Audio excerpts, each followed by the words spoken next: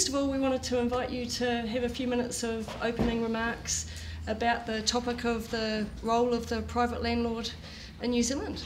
So, Minister, please. Thanks, Trish.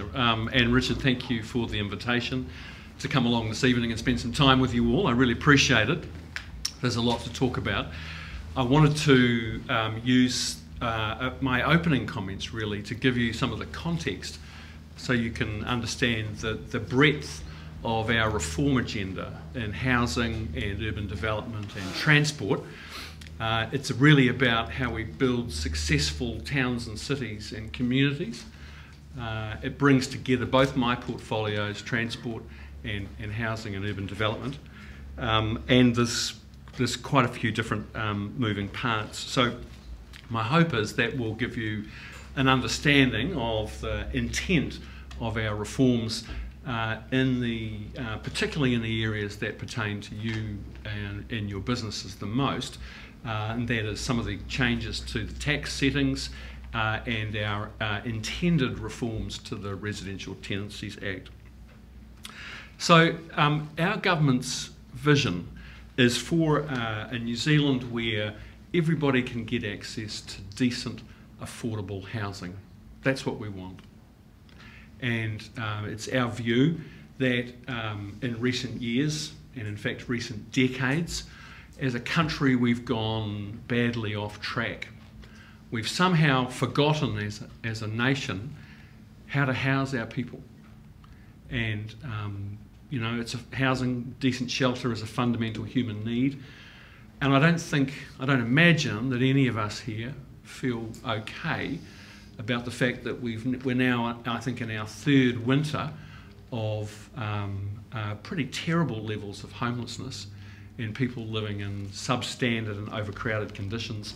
And in fact, several thousand New Zealanders are living without shelter. Nor do I imagine any of us here feel good about the fact that home ownership rates are now the lowest they've been in more than 60 years. The number of New Zealanders under 40 who own their own home has fallen by a half since the early 1990s. So those are some pretty serious indicators of a part of the economy that is seriously off track. So our reform agenda embraces the entire housing continuum. We recently announced in the budget an extra $100 million over and above existing funding to house the homeless. So we're rolling out nationwide about 2,300 emergency housing places for individuals and families with associated support services to go along with them. Including in Wellington and the Hut, we're extending the Housing First program, which is an intensive way of working with people who are chronically homeless, rough sleepers. And in Wellington, you'll know there's a long-standing issue in your downtown area with that problem.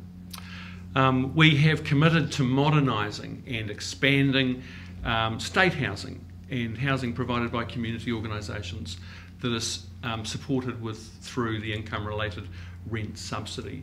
So, and that's a recognition that even in the best of times, there are going to be some people for whom the private rental market won't offer housing of a quality and a cost that they can afford. So that's an important part of our program. Then there's the changes that we're making to the Residential Tenancies Act and the Healthy Homes Guarantee Act, and I'll talk in some more detail about that. But the other bits that are worth mentioning, I think, are KiwiBuild, our policy to really turn around the failure of the market in recent decades to build enough affordable housing for first home buyers. You know, a generation ago, about a third of new builds would have been in the lower quartile and considered more or less affordable for first home buyers. It's now less than 5% of new builds are in that lower quartile.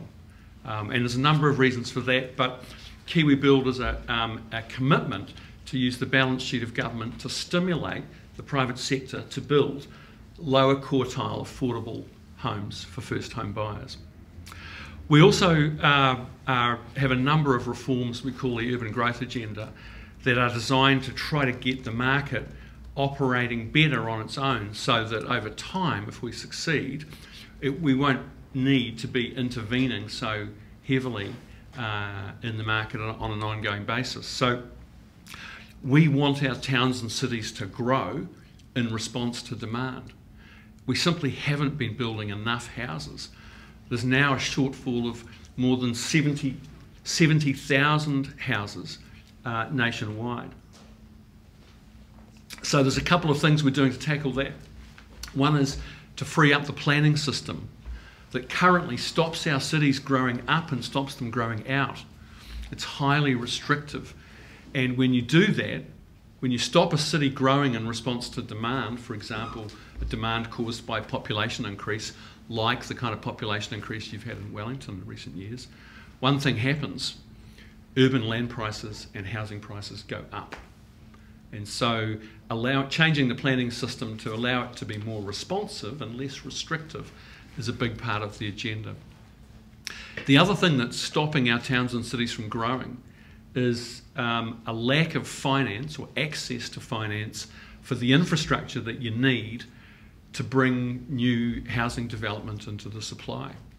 Whether it's green fields on the edge of the city or brown and grey fields in the city. Now, lack of finance, either for councils who struggle to borrow the money that's needed, or for developers who find it difficult to access the finance, roads, the three waters, electricity, broadband, all of the infrastructure that you need for new housing costs money. And at the moment, our system for financing it's broken. So we're doing a lot of work at the moment. Treasury's leading it, and we are hoping to have more to say publicly in the coming months. But the idea is to make long-term debt available to developers who are willing to take the commercial risk. That will then, if we achieve that, it will turn on the tap for new finance for infrastructure and allow our cities to grow. And that's the critical thing. We're also in the process of setting up an urban development authority, and we'll be making some announcements on this shortly. But the idea is to create a government agency that is tooled up to work with the private sector, with developers and builders, to do large-scale urban development projects.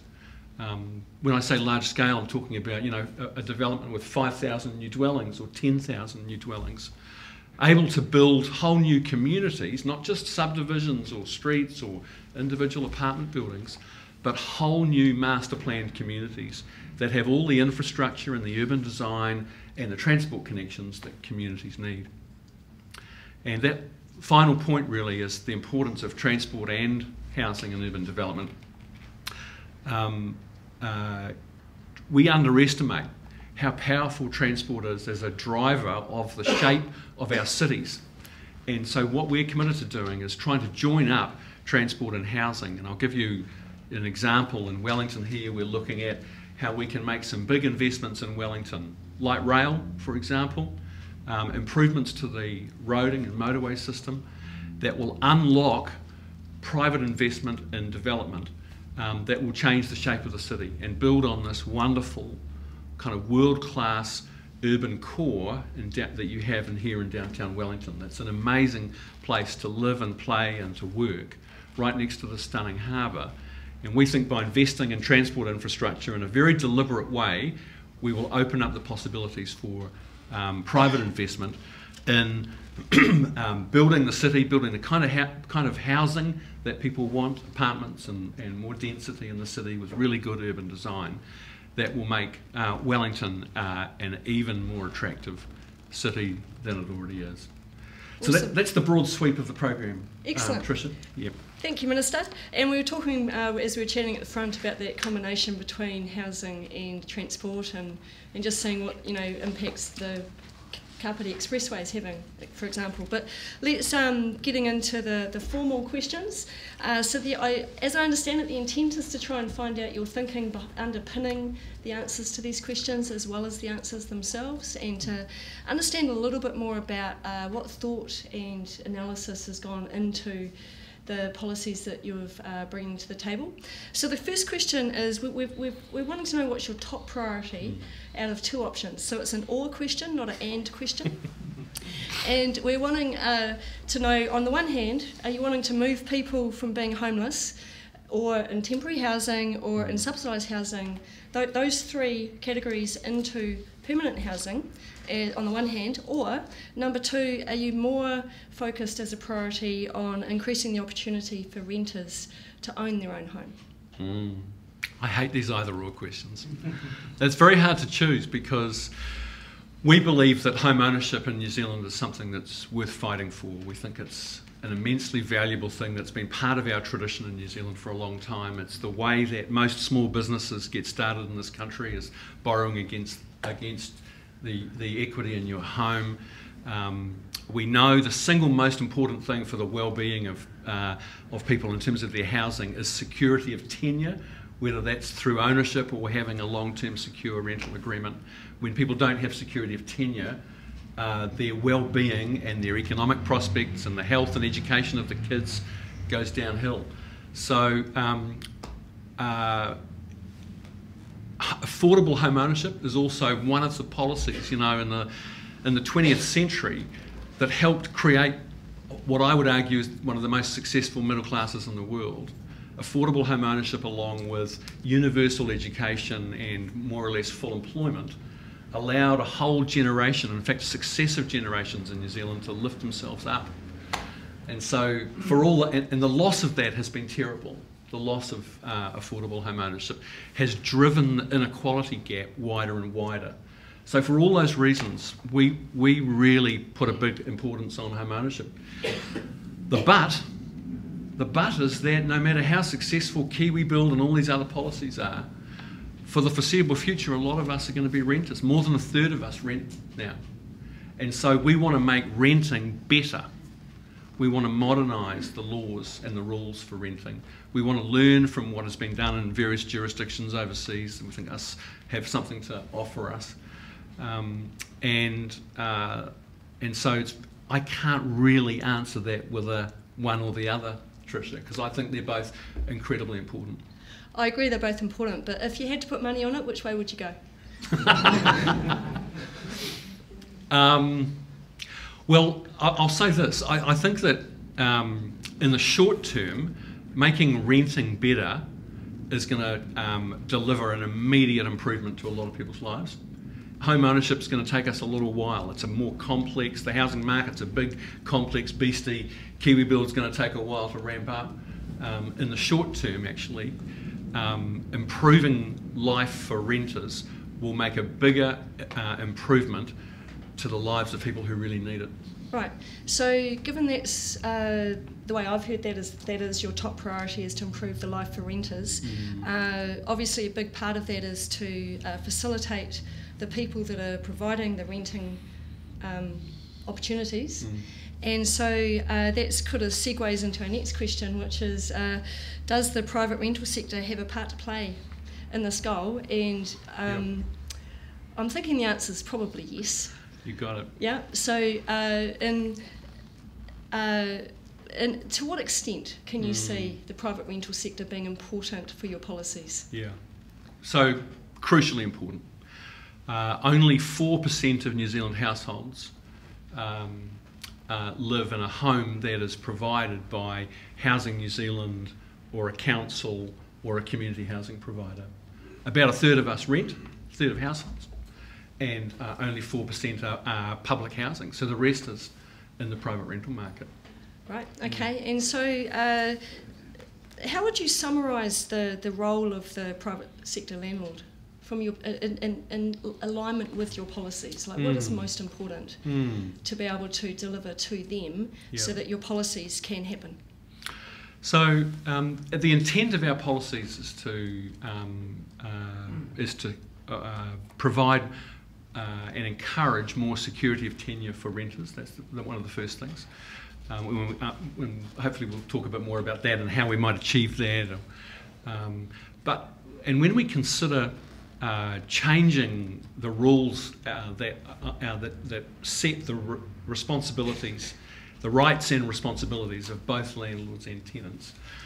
The starting point has to be that this is a two-way street, and whatever we do has to work for landlords and tenants. That's the starting point. Now, this is a conversation I've had many times with Andrew King, your president of the association, or the federation, I think. And so we have to, whatever we do, we have to find things that work. And let me give you an example of this. One of the ideas that we've talked about and will be included in a discussion paper that we're shortly going to release once I get final sign-off from my colleagues on it. One of the ideas we're going to explore in that is doing away with 90-day no-cause terminations. Now, it's our view that there's no other part of law that I know of, contract law, where one party can terminate an agreement and not have to provide any reason or justification. I think you can quit your job. Yeah, that's true. Actually, that's a good point. But I'm very aware that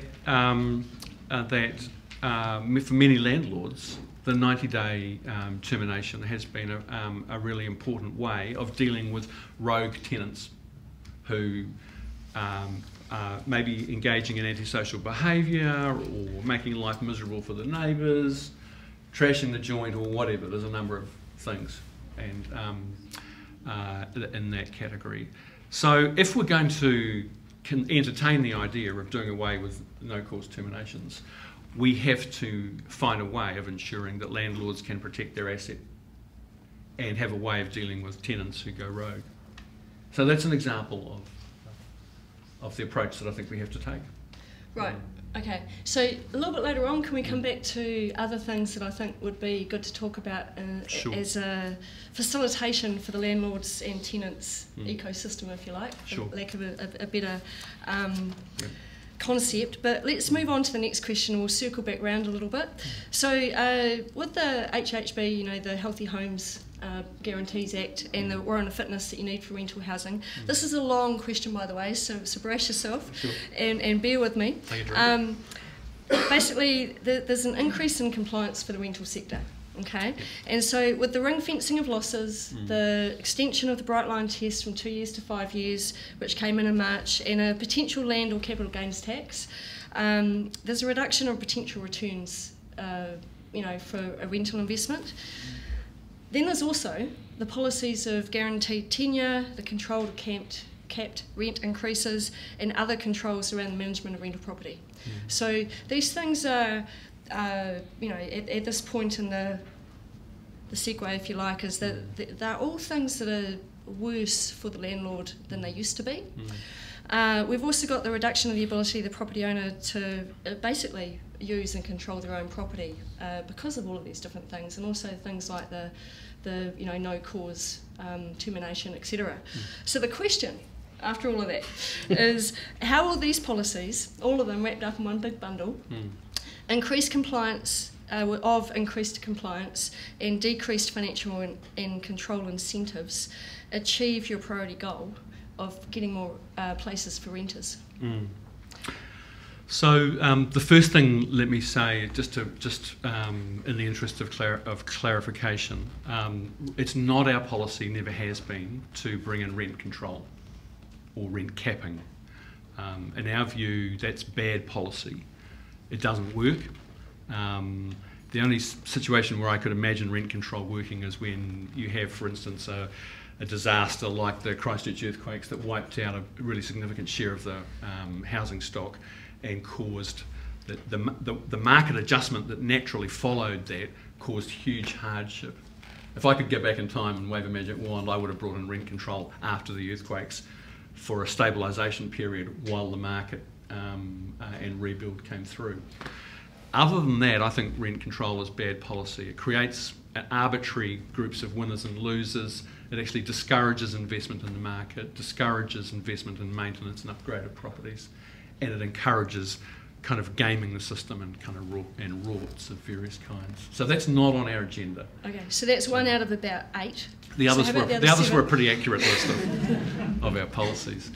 So how are the others going to Sure. support and nurture the landlord private sector industry so that you can have the renters having homes? Yeah.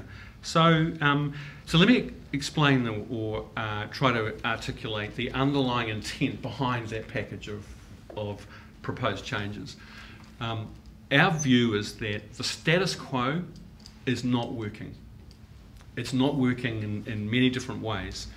In relation to the Healthy Homes Guarantee Act, we cannot continue as a country in the 21st century having a rental housing stock that is sending off about 40,000 kids every year to hospital with respiratory and infectious diseases. We just can't carry on like that. And it's the 21st century.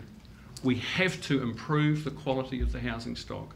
We have to ensure that homes are warm and dry, because it's not only the kids, there are 1,600 older New Zealanders who die premature deaths every winter, and it's primarily caused by cold, damp homes and the fact that they can't afford or won't turn the heater on. So, so with the Healthy Homes Guarantee Act, that's the motivation. We just have to get into the 21st century. We have to improve the quality of our housing in New Zealand. With the other issues, in terms of the tax settings, it's our view that the tax settings have encouraged a real estate cycle that, when it's at its peak, is turbocharged. The volatility of the real estate cycle is exacerbated by tax incentives into residential property that have the effect of creating an ultra volatile real estate market that tips the balance away from stable long-term yields towards very high short-term gains. And then you see the kind of Ponzi-like activity that we've seen at its worst in Auckland, but in other housing markets around the country. The effect of that has been to compound already difficult conditions in the housing market that make housing unaffordable. And so that's why we believe the tax settings need to change. On the other elements that you listed that are around security of tenure and encouraging a situation where tenants are more able to make a house a home, they are a recognition that our current laws and the very high level of transience that we have in the rental market mean that a third of the country's population living in a highly transient environment. The effects on children, and particularly we're talking about people who are in the lower income deciles, is very, very corrosive on their well-being and the life chances of these children. And in a rising housing market that we've seen in many parts of the country over the last decade, when more and more people are selling up because of rising values, you get people, typically tenants, who are having to move every few months, and that's a disaster for them. So it's a little bit cyclical though, isn't it? Because as I understand it, the vast majority of property investors in New Zealand own one or two properties. Mm-hmm. And the New Zealanders have a love affair with property, let's face it, right? We all know that. So the landlord who's got higher compliance costs is arguably more likely to get pushed to the boundary and say, I'm sick of this type of investment, I want to shift investment class, and I'm going to sell my property to either a first home buyer, right? And therefore, arguably, the rental market will contract even more. So the transient people that are always being pushed out, if the compliance costs keep going up, you have less landlords, and therefore there'll be less rent accommodation. So let's explore that scenario. So I accept that. I think there are people in the industry who let's say either are very highly geared, or it's just for whatever reason they're kind of on the margins, right? And there will be others for whom their heart's not really in it, and they've stayed in the game because depending on what market they've been in around the country, they may have had very high levels of capital gain in the last decade or so. Now, a bunch of those people will probably they may say, you know what, I don't want to have to update my insulation to a more recent standard. I don't want to be a landlord unless I can just use the 90-day. I understand that some people may make that calculation, and then they'll put the property on the market. Who's going to buy that property? Could be a first home buyer. That in itself is not a bad thing, because we want to push up home ownership, right? Yep, understand. Or they may sell it to another investor who has a less highly geared portfolio, who can take those on, or at the end of the day, though, we got the same number of people living in Wellington or living in New Zealand, and the same number of houses. So what we may see is some movement between the rental market and owner-occupiers. I do accept that in this scenario, there may be some quite challenging kind of transition times where you've got a certain number of people who just aren't able to be that first home buyer. They really are only there for renting. Fewer rental properties could mean that rents could go up. Yeah. I don't want that to happen, but I accept that may be a short-term transition effect of what we're doing. But don't forget, a big part of our government's policy is to increase the supply of housing. So we're trying to use every lever that we have access to, including KiwiBuild, to increase the supply of housing in the market. Now, if we are successful in doing that, that will affect the rental market as well as the owner-occupier market. Yeah, can we talk about that for a little bit? Sure. Actually, no, let's just stay on that earlier question just for a little bit more. So the thing that occurs to me, Minister, is that you may get some first home buyers that buy the rental property, that a landlord that's only got one or two properties that's really pushed their gearing out decides to release and sell. I agree with you though, as you're saying, that I think there will be quite a lot of fallout from the people that literally can't get somewhere to rent, especially that they can afford. So anecdotally, I know a number of people that, as you say, the certainty is a really important thing for people, and having certainty of tenure as a tenant is something that is very difficult for people to achieve. So that then segues into KiwiBuild, right? Great idea at a high level. Really interested in having a little bit of exploration around just some of the logic around some of the resources. If we can do that, and then we'll maybe circle back around to some of the other questions. So as I understand it, you're wanting to build 100,000 homes roughly in the next 10 years, 50,000 of them in Auckland. I think Queenstown gets 1,000, Hutt Valley gets 400, and so on. And you're wanting to have 4,000 to 5,000 apprentices, building carpenters apprenticeships created. So we've got, presumably, we've done the maths and the SWOT analysis and all that sort of stuff around, we've got enough land, we've got enough wood, we've got enough people to manage the apprentices. Because that's the one that I'm a little bit hazy on. A little bit hazy on whether or not we've got enough resources literally to build 100,000 homes. Sure, particularly in terms of, you mean people? People, workforce, timber, the basic supply and demand. You know, when the Christchurch earthquake happened, people couldn't get a builder, the price of construction went up, both for the labour as well as the materials.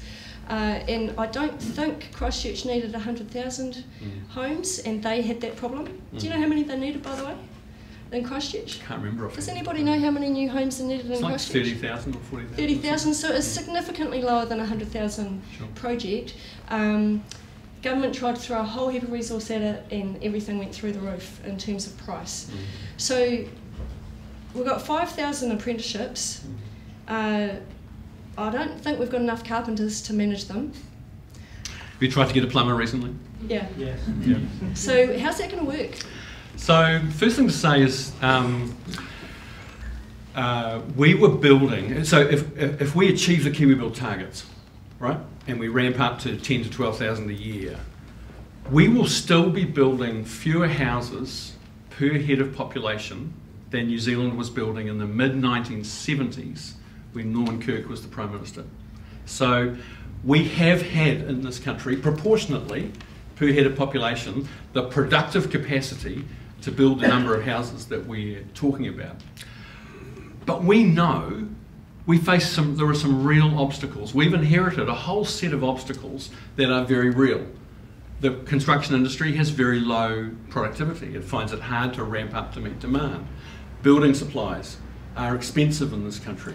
They make build cost expensive for various reasons, mostly related to the duopoly of building supplies providers. We, as a country, we just haven't invested enough in apprenticeships and training up people from to build the local workforce. Those are all very real problems. Our planning system creates an artificial scarcity of land and chokes off the available land. So those obstacles are all very real, but we have a plan to deal with them all, and we're now rolling that out. So in terms of the workforce, we're going to be making some announcements on this shortly, but we're intending to use, the government procures about 1/3 of all goods and services in the economy. We're going to use government procurement to leverage that to get the people of the construction industry who build the roads, who build all the buildings, the hospitals, the schools, and we're going to use our power through Kiwi Build and state housing to incentivise and in some cases require firms to take on more apprentices. So that's the way we can do it. We think we can add several thousand more apprentices at any given time into the supply by doing that. We're also going to recruit skilled people from overseas. We have no choice but to do that. They did it in Christchurch after the quakes, and it's not our first priority. Our first priority is to inspire a generation of young New Zealanders with the great careers they can find in construction and engineering. But we also will, by necessity, recruit some skilled people from overseas. And so we've got plans for dealing with all of the other constraints as well. One of the ways that we can, in the medium term, build more homes in New Zealand, build a higher quality, and also drive down build costs is through off-site manufacturing, by building homes using digital, high-precision production line approaches in factories, and then putting those homes up on site in a matter of days instead of a matter of months. And we think by doing that, we'll be able to get, that also means you don't need the huge workforce because you're using automation and technology. Okay, so let's just keep it simple for a moment around some of those concepts. If you've got a carpenter who's building a house, and let's say he's got 20 staff, and let's say 5 of them are qualified carpenters. Well, actually, no, it's going to be more than 5. But basically, my understanding, Minister, is that if you're building a home, if you have too many apprentices, you're going to have quality problems. As a ratio from fully qualified carpenter managing the apprentice to the number of apprentices. So somewhere between the 2 to 3, 2 to 4 sort of ratio, 1 carpenter, somewhere between 2 and 4 apprentices Yep. is about where you max out. I think that's right. Otherwise, you end up with a leaky home problem. Yeah. Because you don't have good enough management. Yeah. The thing is that there are lots and lots of firms, large and small, who don't take on any apprentices at all. Yeah, so tell me about the word require. So the main way we can do it, I think, is by through government procurement, is by making it one of the factors that will allow, basically using a points system, will increase the possibility of a certain firm winning a contract to build a road or a light rail line or a block of apartments. And so that's using kind of dynamics of competition to incentivise. But there may be some situations where you're contracting a project where you can require a certain standard of procurement. Okay, so you can choose to take on a project and have an apprenticeship placed on you as a requirement, yep. or you choose not to do the project. Yeah. Okay, yep. So are you looking to require any particular companies to take on a ratio of more than 2 to 4 apprentices? Qualified carpenter? That detail's still being worked on, but I wouldn't have thought so. I think you're quite right. You've got to be very careful about that ratio. So if you've got 5,000 apprentices, you're going to need about roughly 1,300 qualified carpenters to manage them. Mm-hmm. How many do we have? I couldn't tell you off the top of my head. Do we know? We do know. MB knows that. But, MB knows that? But look, there are so many firms, including some of the large ones, who don't take on apprentices. Yeah, and do you know why not? Well, what they say generally is that there's no economic incentive for them to do it. So. Yeah, there's probably a few other reasons, I can imagine, as well. So I think what you're saying is those people, if they don't want to take on an apprentice, just won't get the opportunity to build these 100,000 homes. Yeah, to get government contracts. Yep. So how many of the 100,000 homes are going to be government contracts versus... and now this may sound a silly question, but I'm just exploring an assumption here. So the assumption is that the property developers will own a piece of land and they will, let's say they want to do 100 of them. Is it likely that the property developer will own the land themselves and do a normal property development and make a normal margin on those KiwiBuild homes? In most cases, yes, but we're delivering KiwiBuild in a number of different ways. And so one example, for example, is at the moment we've got a program running called Buying Off the Plans, where there's a lot of developments around that have stalled because developers have trouble accessing finance. So with our Buying Off the Plans scheme, KiwiBuild can underwrite or buy off the plans a certain number of units in a development that will meet the criteria, that will be the affordability criteria and design standards and so on. And then KiwiBuild basically underwrites them or buys them off the plan, and that can make it easier for the developer to get access to finance and so on. In other situations where Housing New Zealand is building KiwiBuild homes in amongst the redevelopment of state housing and contracting with private developers and builders to do that, we're also creating these large-scale development projects where you're talking about a whole suburb with 5,000 or 10,000 new homes, in which case often developers will take responsibility for one lot. It could be 50 homes, it could be a block of apartments or a row of terraces, and they will buy the land, in most cases develop it and sell it. Okay, and so they'll be creating their normal margins, and it's just like their normal business as it is now? Yep. So you know how you're going to be, if I understand it correctly, Minister, you're going to be using your procurement powers to access a lot of materials for 100,000 new homes.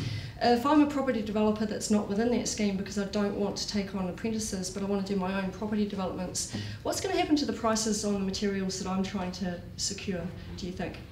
We want to bust open the building supplies market, which currently, even though we're an open economy, and any one of us could ship in a container load of materials from the States or China or Australia, the way that the market here is structured has the effect of being highly anti-competitive. We're paying 30% or more for the same building supplies as the Australians are.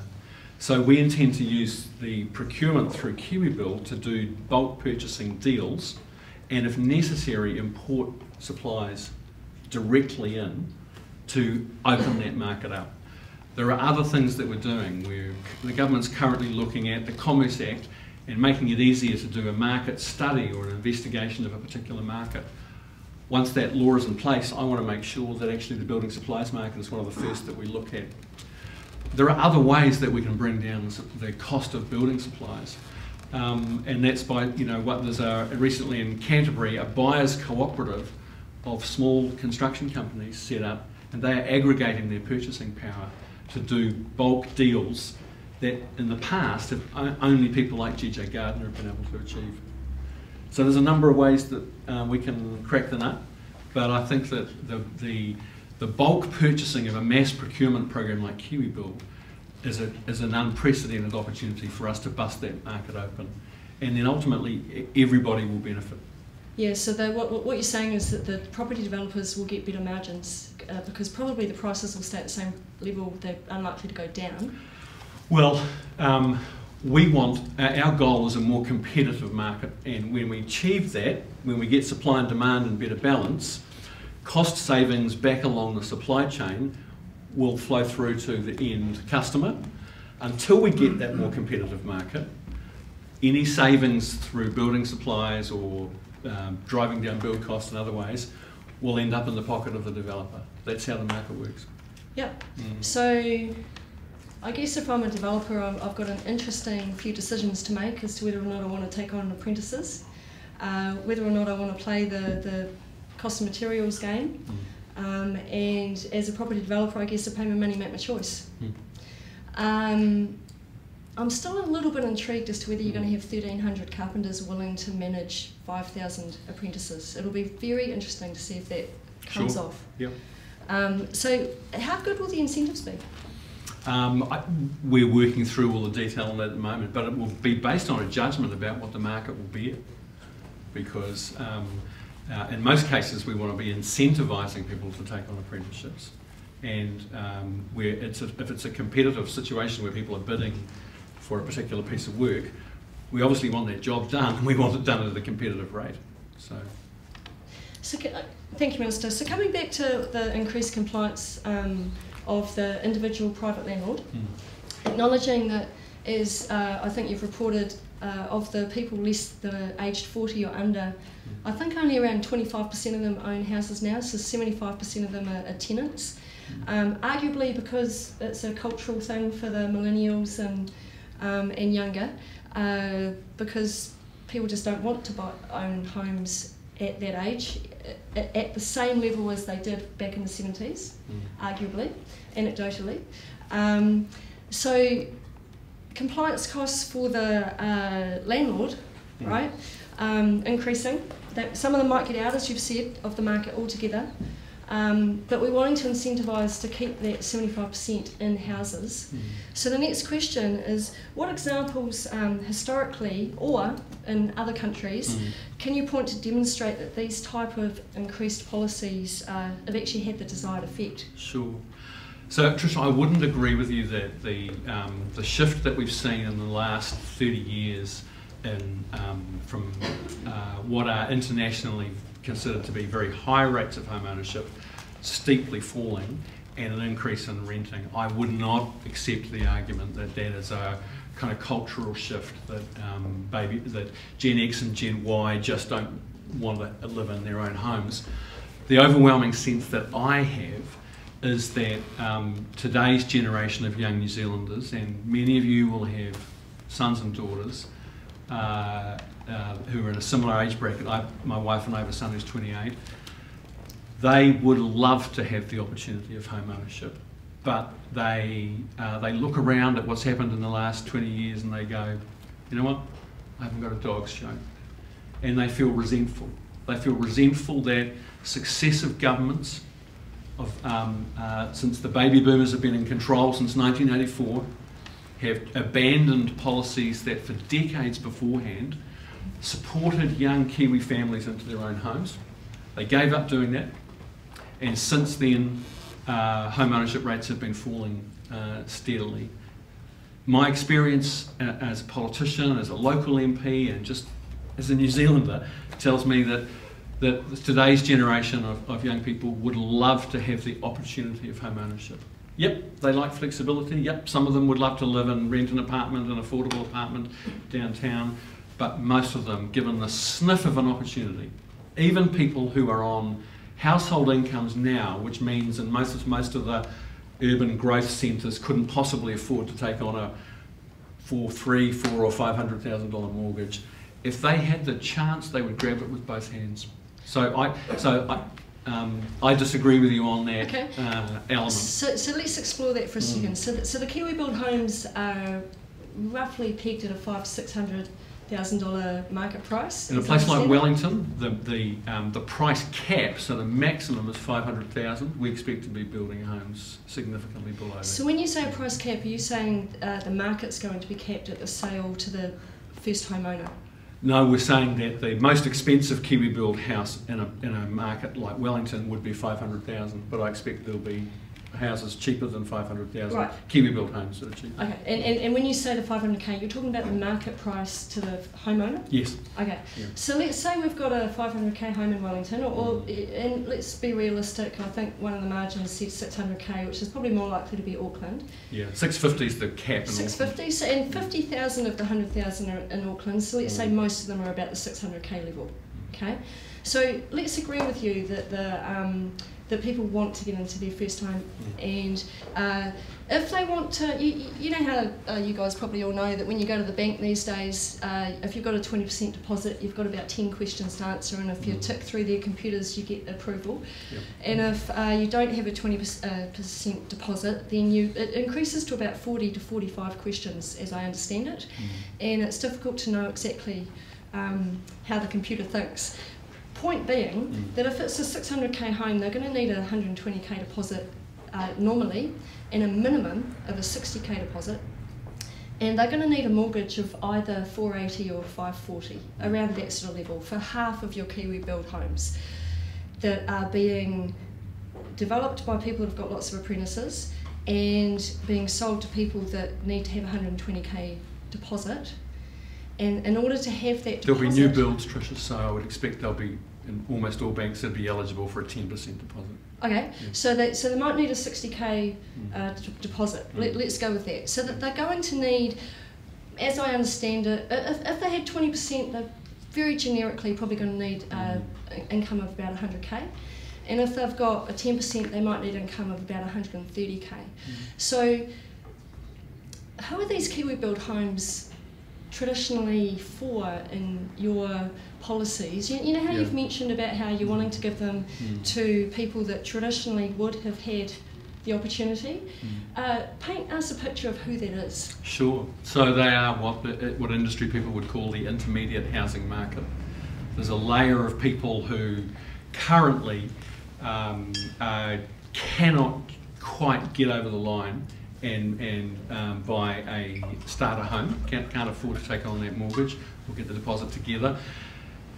Many of those people are people for whom a decade ago or 2 decades ago they would have quite realistically expected they would be able to buy a home of their own. And you know, you would have seen when we announced the price, the eligibility criteria for Kiwi Build recently. Many people were shocked that we set the maximum income, household income, at 180,000. That's because in Auckland and Queenstown, people who are, you know, professionals with good jobs with 2 incomes, maybe earning 150, 160,000, really struggle to buy a home of their own, and that shocked people, particularly in other parts of the country where houses are a lot cheaper. So it's that intermediate market, but our aspiration is over time for Kiwi Build to provide opportunity for people who are on even lower incomes, and that's why we're working on a shared equity program, which would enable the government and hopefully private investors investing together in a fund that could sustain an equity share, so that when you buy, if you qualify for support through that program, you would take on it would be a smaller mortgage, a smaller deposit and smaller payments, because the fund, or it might be the government, would own a share of that initial mortgage, and over time, when you pay your mortgage down, you'd have a chance, like a rent to buy scheme, you pay the mortgage down and then you would ultimately buy out that equity share. That's the best way that we can think of to make Kiwi Build accessible to a bigger group of New Zealanders than just that layer of the intermediate housing market. Yeah, so initially though, Kiwi Build, if I'm hearing you correctly, Minister, is for people that earn at least 130k, for more than half of them because they're in Auckland, and they've got at least a 60 to 120k deposit already available in order to qualify? It depends on, depending on the assumptions, it can be a bigger group than that with lower incomes. So we're going to be building Kiwi Build homes in some parts of the country where we'll be able to build a modest starter home for 400,000, possibly even a bit less. And so depending on your income, depending on where you are in the country, It could be less, but if you're in Auckland or Queenstown, then it'll be tough to do it, I think, on less than, say, 120,000. I think that's fair to say. Yeah, so arguably they may or may not be your constituents that you're building them for. Well, they will be once they're in a Kiwi built home. And they may or may not be able to get one, depending on their ages and incomes and how much money they've got and all that sort of thing. So there's no age criteria, there's no income criteria other than the maximum. Yeah, I was referring to age from the perspective of if I'm 25, I may not have saved 120k already. Okay, sure. Just the practical reality of that. So they're likely to be older, and they may be the children of the baby boomers that are being helped by the baby boomers, and they might have some flatmates come in. I think I know where you're going with this. And then they might, Yeah. well, where do you think I'm going with this? That there's going to be people who can't get a Kiwi built house who are going to want to rent. Yeah. Yeah. Yeah, I think there is, and quite a lot. And there's the other whole category of people that have got absolutely no show of being able to get them, that are still homeless, still. And then or maybe the apprentices could live in them. Who knows? Or the apprentices managers or something. Sure. I don't know. But So Tricia, if your point is that a lot of Kiwis are going to need to rent, I totally accept that. yeah. No argument. So the incentives that you're providing for the landlords. Let's say I'm a property developer and I want to buy, and I want to be part of the Kiwi Build story. Am I able to offer to do 10 of them? Yes. So often with the buying off the plan scheme at the moment, a lot of developers who may say building 140 townhouses in a development, and they say, actually, you know what? They do the numbers, they work out 25 of these could meet the Kiwi Build criteria. And we'll include those in the development. So yes, so even a small share of a larger development could be Kiwi Build. Yeah. So one thing that I'm not sure if we've actually covered off well enough is whether or not there's any overseas evidence around the policies that we mentioned earlier being actually working. There are. So let me give you 3 examples. In the last few years, Scotland, Ireland and the state of Victoria in Australia have all made very similar moves to the kind of package of proposed reforms that we're about to release with a discussion paper. So in all 3 countries they have housing markets that are not dissimilar to ours, similar legal jurisdiction. They differ in various ways, but they've all faced a situation where there's been, in the last decade or 2, a big increase in the share of the population who are renting, and laws that were written generations ago when renting was seen as either a temporary or a temporary option and an option for a relatively small number of people, with very little attention to security of tenure. And in all 3 countries, I think from the reading that I've done, and people that I've spoken to who know about these things, they've been relatively successful. So we've looked at the experience in those 3 jurisdictions and tried to find some of the ideas that we think might be worthwhile. But we have to find a set of policies and rules that work in New Zealand. So we're not picking off the shelf a ready-made package that's worked somewhere else. And that's why we're doing this discussion process, because we want feedback and debate and discussion about what will work here. So for the under 40 market, the people in this room are the type of people that supply 75% of New Zealand homes, and 80% of property owners have 1 property or 2 properties. And what you mentioned earlier is that simple supply and demand means that they might leave the market because of the increased compliance costs and because of the potential around capital gains tax. And you're okay with that? I know enough about markets that when there's a need, the market will fill it. And so, like I said to you before, I think there will be some people who will choose to get out of the industry because they don't want to run the business, even if it's a part-time thing or whatever. It's just not what they thought they were getting into, and they're going to go, you know what, I'm going to invest in something else. But like I said, those properties will be sold to possibly a first home buyer or a homeowner or another renter, right? We've still got the same number of houses, same number of people. Now there may be some transition issues. I acknowledge that. Give us some examples. Well, you know, look at Wellington. We've had in this city rapid population growth in recent years, and the market has not responded to the demand. It's been far too slow. We just haven't been building enough new homes. And that's why you've seen a big increase in house prices in recent years. There's a lack of supply in Wellington. And that has flowed through into higher than the norm rent increases over the last 2 or 3 years. Now, if we see, if there's a transition issue that a number of landlords get out of the rental market, that may, I'm not saying it will, it may or may not, but that may exacerbate that and you may see rents rise. I don't want that to happen. So if you don't want that to happen, why not just not ring fence losses and don't have a capital gains tax? Because the resetting the tax policies is part of a bigger, more fundamental change that we need to make in the system. So the tax working group, chaired by Michael Cullen, has been given the job of designing changes to the tax system that will mean that everyone pays their fair share in this country. And the fact is that, and this is not casting aspersions to anybody in any industry, let alone in this room, but the fact is that there are a lot of New Zealanders who make their income from assets who haven't been paying tax. Now, our government's view is that needs to change. We tax labour heavily in this country, but we don't tax the income from assets in such a disciplined way.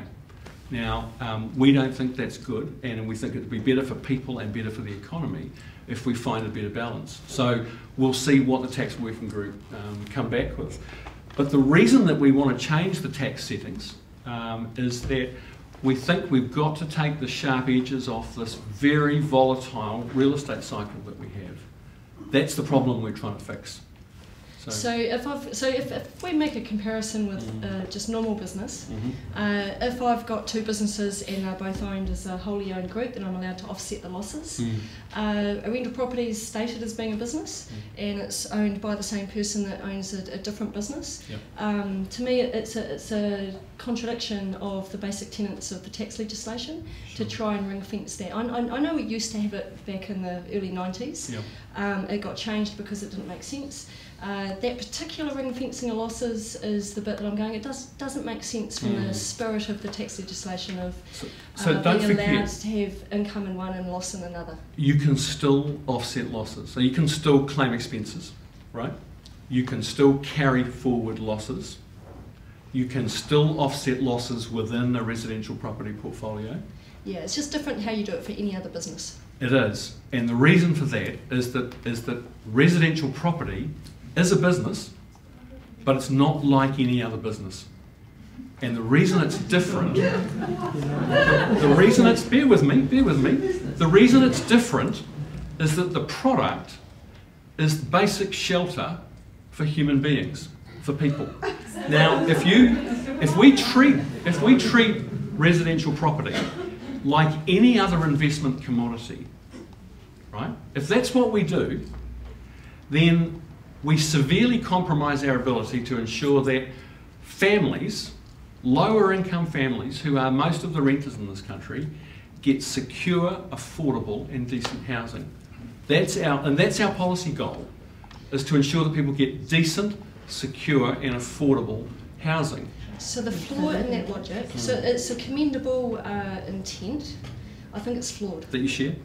I think it's you share the intent? I think it's a flawed intent because you're helping the people that are providing that the provision of the housing to leave the market. Well, like I said, Tricia, I think some people will choose to leave the market, but there'll be the same number of homes and the same number of human beings. I'm confident that the market will find its own equilibrium. Now, I don't want to see the rents go up. That's not the aim of our policy. I reckon they will. You may be right, but you know what? They've been going up steeply around the country for the last few years. Yeah, see, I think what you're doing is making it worse. Well, time will tell, but our view is that what we've got now is not working.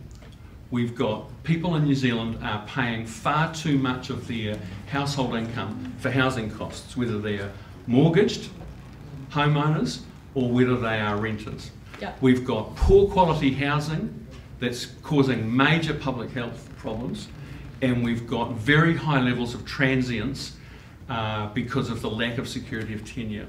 So that's not working. And we've seen in Auckland, is granted it's the most extreme case, but house prices doubled and then doubled again in the last 2 decades. Now that is fantastic if you're like me and you bought housing before the last 2 decades. It's a disaster for our kids' generation. It's a hard problem to fix, so I'll give you that. But it's not an impossible problem to fix. There are lots of cities and countries around the world who have stable housing markets. Yeah. So, and if we get the policy mix right, we can be like them. We don't have to have housing that's like a Ponzi scheme. There's nothing God-given about that. We don't have to have houses that double and double again in our country's largest city. Previous generations had the benefit of governments through state advances loans, through capitalising the family benefit, through working with group home builders, that for decades governments of both stripes, blue and red, supported first home buyers to get into the market. That's what gave us, by the 1980s, some of the highest rates of home ownership in the world. So not only have many, many cities and countries around the world fixed these problems, our previous generations did as well. We can do it. It's going to be interesting to see what happens. I think you're going to be biting the hand that feeds you, just in my opinion, but it's not my opinion that people are interested in. So well, let's see. I'm acknowledging to you, Tricia, that we are changing the settings. I know that creates an environment of uncertainty for you all. I totally get that. But 2 things. Part of what we're doing is setting standards. At the moment, the lack of decent standards in terms of the quality of homes means that a small minority of ratbag landlords can rent out flea pits that don't meet basic standards and undercut all of you. That's not a way that a decent civilised market should be allowed to operate, let alone the fact that it creates huge public health problems. Yeah, but it's a small handful, and so, you know, sledgehammer to a walnut. It's not a small handful, actually. It is a decent number. That's what you said, though. Yeah, but in terms of the but we set standards in markets all the time. We don't allow restaurants to continue operating unless they meet basic standards of hygiene. Yeah, we don't allow trucks to be on the road, or we shouldn't ever, unless they meet basic safety standards. So that makes sense. That makes sense for the increased compliance costs around the healthy homes stuff. Yep. Right. Yep. That from a what you're wanting to achieve perspective is to ensure that you've got a basic standard. It's not unreasonable to expect that a minimum standard of housing is available to anyone who lives in this country. Mm-hmm. So that then segues into another question, which is the standards that you're setting for the people that don't own the homes but live in them as tenants. Are you wanting to extend them to private homes, the healthy homes guarantees? To owner-occupiers. Owner-occupiers. No, and the reason is that I think it's a different thing when you're talking about someone who buys and owns and lives in a home of their own that they own, compared to someone who is renting a property and effectively paying for a service to live in that home. That's a different thing, and I think that the analogy, the most sensible analogy, is that we don't allow people to fly a plane, drive a truck, provide a restaurant, or do whatever unless they meet certain standards, and that's what we're doing with the Healthy Homes Guarantee Act. So you may end up with a market of these are these are owner-occupier homes and always will be, or these are rental homes, or when they shift asset class from owner-occupier into a rental, at that point a cost of acquisition is to get them insulated. Well, bear in mind that rental properties, obviously there are exceptions, but overall rental properties are in significantly worse shape than owner-occupied homes in terms of thermal efficiency and being warm and dry. The data is very clear on that. So the answer is yes? Well, sorry, ask me the question again. If there's homes that haven't been insulated and rentals and they're owner-occupiers, yep, and they shift into becoming a rental when they're sold, yeah, then at that point it's cost acquisition is to also get them insulated at that point before they become a tenancy. Yes. Yep. Okay. Because So that will have a small impact on whether or not a house sells? theoretically, yes. Theoretically? Yeah. Do you have any estimations of how much it costs to insulate the average home?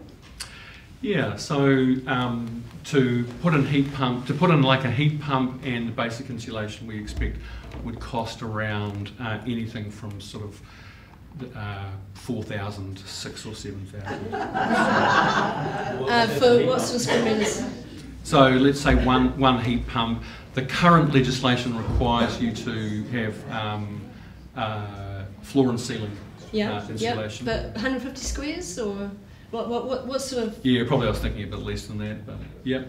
Okay, so is your assumption that most rentals are 2 bedrooms type size? No, okay, I mean 150 squares is probably a reasonable. So 150 squares to insulate a home's how much, roughly? 4 to 5 grand? Okay, and then you've got a heat pump on top and that sort of thing. So it'll just have a bit of an impact on the resale. I accept that it will, yep, but you've got to remember that we are consciously trying to set new minimum standards. It will have a cost, and we've debated extensively whether or not that extra cost will flow through into rents and so on, and whether it's reasonable. And I think the view that we've taken is that heat pump and insulation will have a lifetime of 15 years or even more. 5 years for a heat pump? Yeah. That's pretty conservative, I would have thought. But look, over that time, depending on where you are in New Zealand, things aren't made as well as they used to be. That asset will generate a lot of gross revenue, and it's about the relationship between the investment and the gross revenue. Look, if you have to replace the piling or replace the roof on a property, right? That's part and parcel of doing business, right? You have to do that. But what we're doing is we're saying that setting some minimum standards around the ability of a home to be maintained in a warm, dry state, that's just part of the standards that we expect as a country. But for the owner-occupier pool of homes, how are you going to, if you like, ensure that the standards are set at the same levels as the tenancy ones? So we're not going to force owner-occupiers to manage their own homes to a certain level. Okay, so there might be some disparity. We are going to provide a subsidy for insulation. For homeowners? Yes, for homeowners. Okay, but not for landlords? No, because we take the view that there's been generous taxpayer subsidies for retrofitting, for heat pumps and insulation for a decade now. A full decade. That have been... Yeah, I think the timing might be a bit off with the heat pumps ones, but... Most of that time, yep. Yeah. So if people have missed out, they've missed out? Well, it's not our policy currently to extend the subsidies to landlords, but only to owner-occupiers. I mean, theoretically that could change, but there are about 900,000 properties in New Zealand who are not insulated, which are not insulated. So. Okay, so there'll just be a natural disparity between those two mini markets or sub-markets, and you're quite comfortable with that. So let's switch tack just a little bit. Let's talk about PLABs and methamphetamine, my which you can never say properly. So at the moment, the NZS 8510 remains in force until it's officially changed, as I understand it. And the Tenancy Tribunal continues to use this. This is another long question, so bear with me. So Will this, you know how we've got the Sir Peter Gluckman's report came out? Yep. The question is, will the standard be changed and when? And there's a second part of the question, which is around the changing of the standard for Housing New Zealand properties. Appears tantamount, it's a little bit of an inflammatory question, allow me to say that, to condoning the smoking of methamphetamine, because the standards have come down. Let's just, have a bit of fun at home, we're not going to be tested, so therefore it's not going to be a problem. It is an illegal activity though, and should the tenants be held to account if an increase in meth levels is detected in your HNZ properties, Sure. do you think? Okay. First thing to say is that Sir Peter Gluckman, the Prime Minister's Chief Science Advisor, found that no other country in the world has been testing residential properties for methamphetamine contamination where there is no reason to believe that the property's been used for manufacture, where it's only been used for consumption.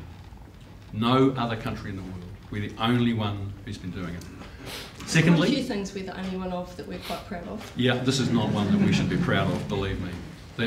Your industry has been making $25 million in insurance claims every year for the last few years for methamphetamine contamination. Most of that money's been wasted. Housing New Zealand has spent over the last nearly 5 years, nearly $100 million on decontamination and testing. Most of that has been wasted.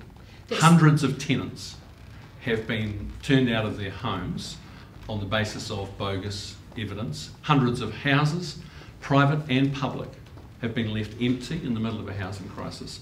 It has been a disaster, a collective policy failure by government, by institutions right across the board. Peter Gluckman's report found not a single case anywhere in the world of documented adverse health effects caused by third-hand exposure to methamphetamine in homes. Not a single documented case. There has been a moral panic that has so clouded the judgment of policymakers that institutions and the government allow this ridiculous situation to take place, and we are not going to stand by and see the vast waste of resources. The methamphetamine testing industry has whipped up a moral panic and exploited this situation to make money at your expense and at the expense of your tenants, and we are not going to allow that to continue. So allow me to talk into that just for a moment. Not trying to discredit Sir Peter Gluckman's report. Yep. However, I would make just a couple of small comments.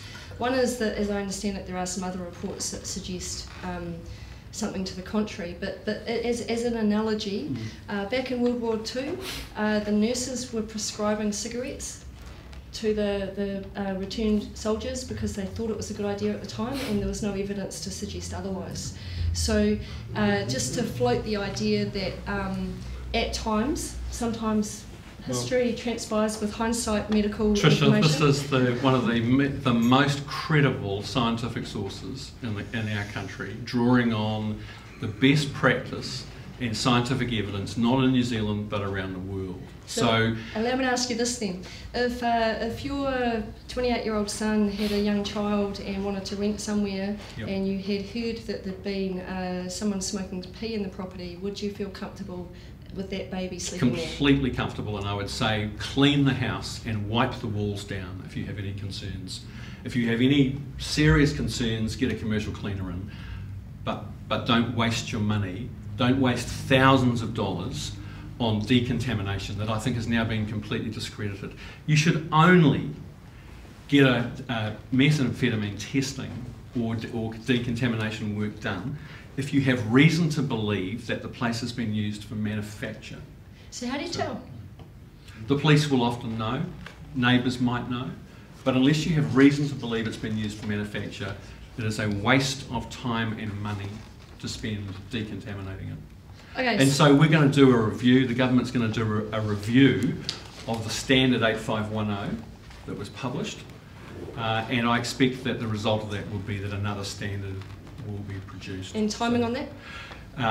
The review. I haven't got a timing on when a replacement standard might be put in place, but we do have legislation before the Parliament at the moment that specifically it includes a section that was designed to provide powers of access for landlords to do testing and so on, and obligations on landlords not to knowingly rent out a place that they know is contaminated.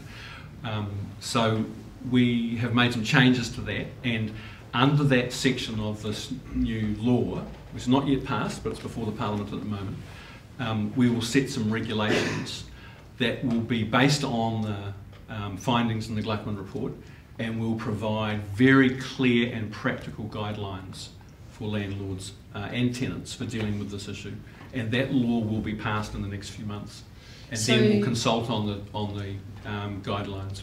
So if we suspect there's been a P-lab, then we need to test, and that's where we think there's a risk, and we need to try and work out whether or not we suspect. That's Sir Peter Gluckman's advice. So let's wrap up, because we're just, thank you for your time, Minister, but we are conscious of wrapping up within a reasonable time frame of when we first thought. So we've got a mature property investor, and they've been a long time in the market as property investors. What advice would you give that person? What advice would you give a single property investor? And what advice would you give a new investor if they're wanting to help you provide long-term accommodation for your 75% of the population that don't own a house? So my advice would be that the market is in a state of change, that we're not going to see the extreme peaks of capital gain that we've seen over the last 2 decades, and that if you are in the industry because you want a stable long-term yield, and the idea of being a landlord and providing that service to people of rental housing is what motivates you, and a stable long-term yield fits with your aspiration and your business model, then I think that there's no reason why you shouldn't consider investment in residential property. Okay, so that covers someone who's about to invest. How about the mature investor that's been in the market for a long time? What advice would you give that person? You know, it's not, as the Minister, I'm not the person to be giving business advice. Trish, you are, actually, and that's what you do. It's not what I do. People have to make their own business decisions, and what I've tried to do this evening is explain the breadth of our policy agenda and the intent behind it, and that's really all I can do. We want to have dialogue about the detail of these policies. So when we release this discussion paper on reforming the Residential Tenancies Act soon, we want to hear from you. We want to hear from the sector. We want to hear from tenants groups and anyone who's interested to help us kind of refine these ideas, throw the bad ones out, come up with some new ideas if we can, and come up with something that works for the industry and that works for tenants and for landlords.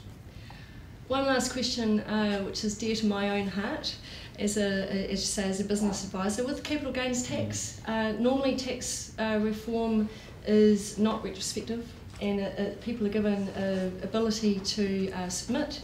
And when legislation comes in, it's for some future date, or at worst, on the date of enactment. Is capital gain tax going to follow the same approach? Those are good principles for tax law. I would expect that they would, but we shouldn't get ahead of ourselves. The tax working group is still doing its job, and it's going to report towards the end of this year.